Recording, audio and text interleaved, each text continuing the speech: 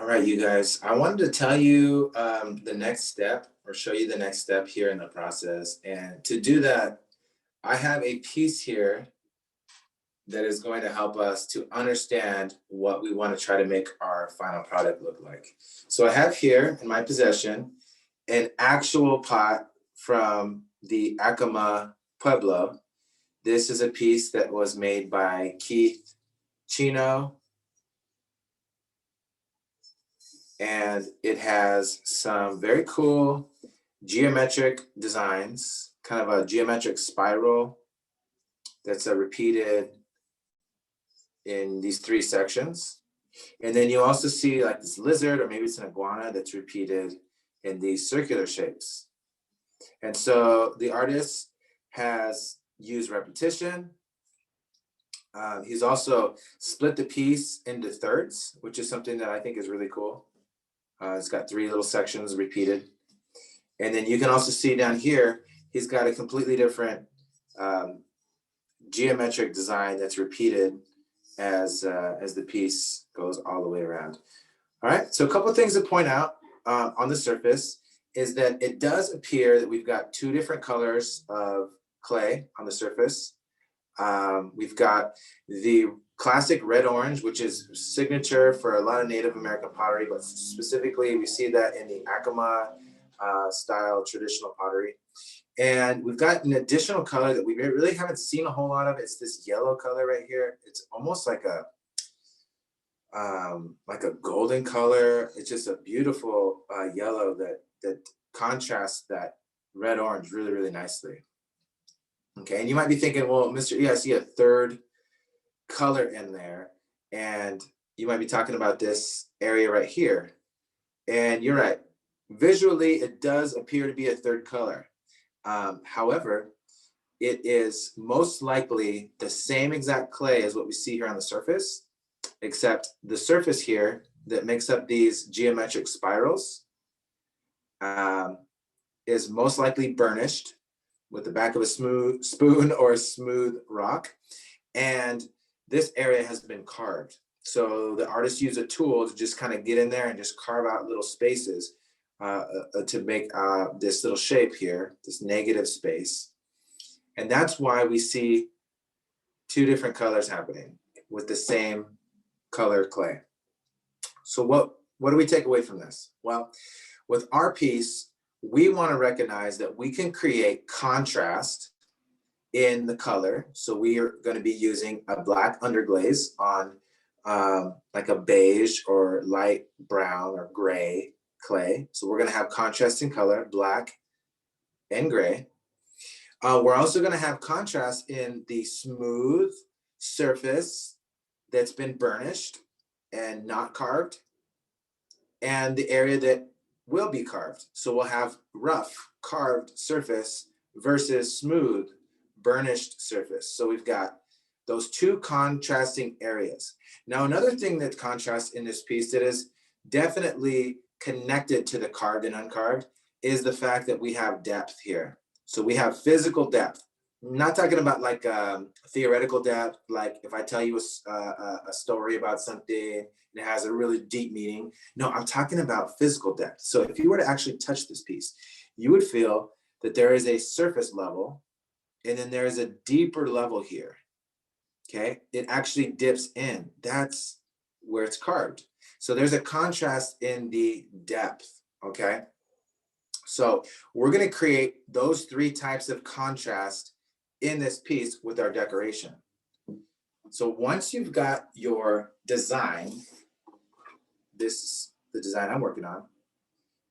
Once you have these shapes and lines traced onto your pot with pencil, that's when you're going to start using underglaze.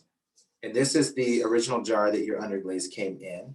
And I put them into those little ramekins that you might get from like you go to a Hawaiian food place and you get like a little ramekin of the sriracha or the lava teriyaki sauce. It's so delicious on that chicken. Anyways, I'm getting a little hungry here. But this is where that originates from. Not the teriyaki sauce, but the underglaze. So you're going to apply underglaze to specific areas. And the way that I've outlined or laid mine out is I was very careful thinking about the top, the middle, and the bottom. This bottom area right here is gonna also have black underglaze. I haven't got to that part yet, but just picture in your mind what this would be like if I had dark, dark, dark, okay? With light in the middle.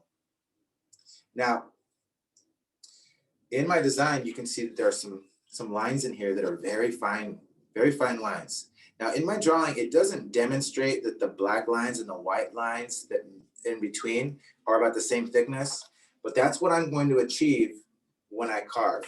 So we're going to be using a technique called Scruffito, and Scruffito is I think it's a Latin word, maybe it's Italian, I don't know, but it's a word that basically means to write or to scratch. And what we'll be doing is we are going to scratch through the surface. So you can see here what I've done right there is I've started to scratch through the surface.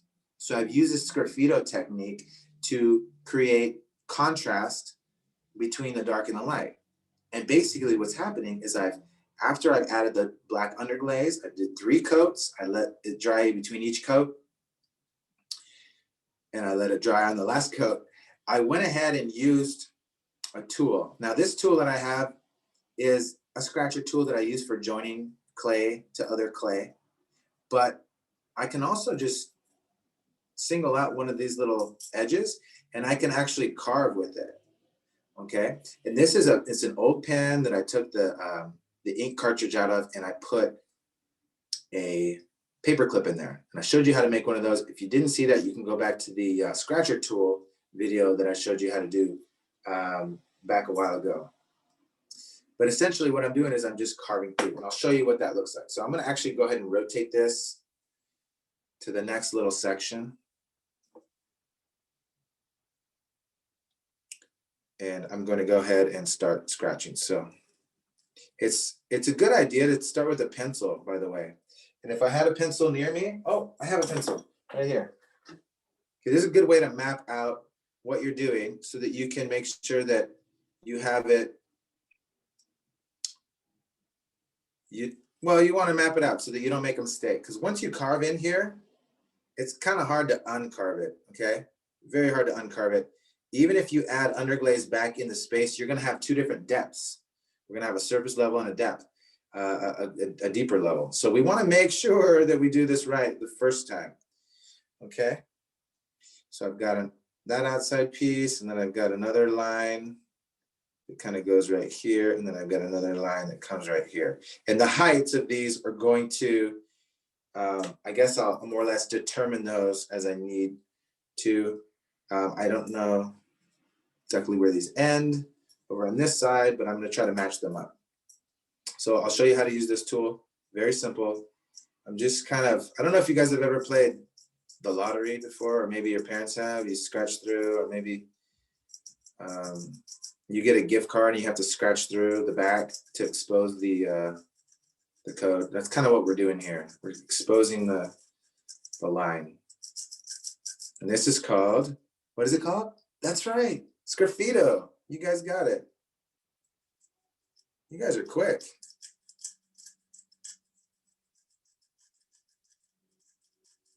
You can probably hear that scratching that I'm making with this tool. Okay, and I have a dry brush here. There's no water in it. There's no, just some dry clay, I guess. And I'm just going to wipe away. And you can see the contrast that I'm creating between the light clay and the dark underglaze.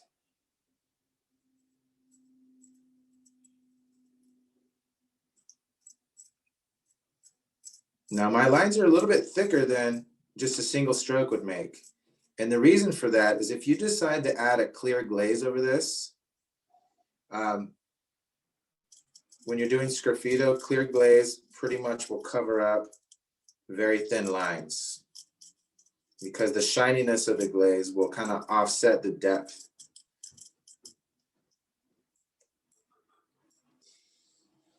So I'm giving it like maybe 2 or 3 strokes thick.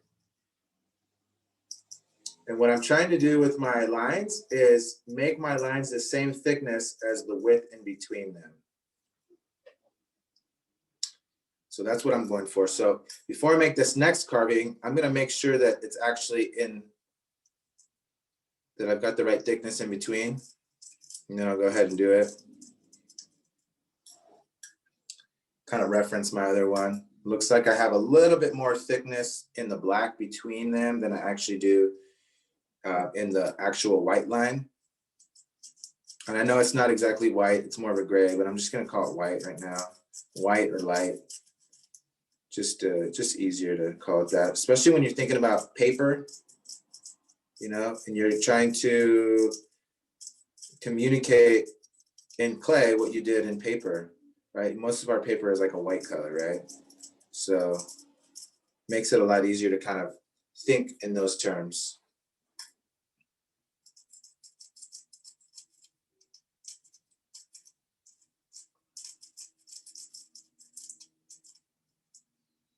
Okay, so I'll go ahead and just continue doing this until I achieve the same aesthetic and the same design as I have over on this side. But I wanted to also give you guys another idea on what you could do here, okay? So in my drawing, I've got these spaces here and I've got these little lines in between, right? And so what I could do is I could actually single out those and just draw a little black line in here and carve completely around it. Let me show you what that would kind of look like. So I'll go over here so you can kind of see. So kind of see these little triangle in here. So this doesn't have to be perfect because I'm going to carve this out, but try to get it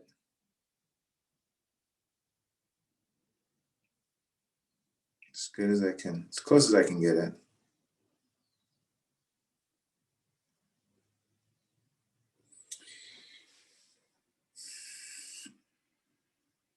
So I'm going to need to let that dry and I can come back to it.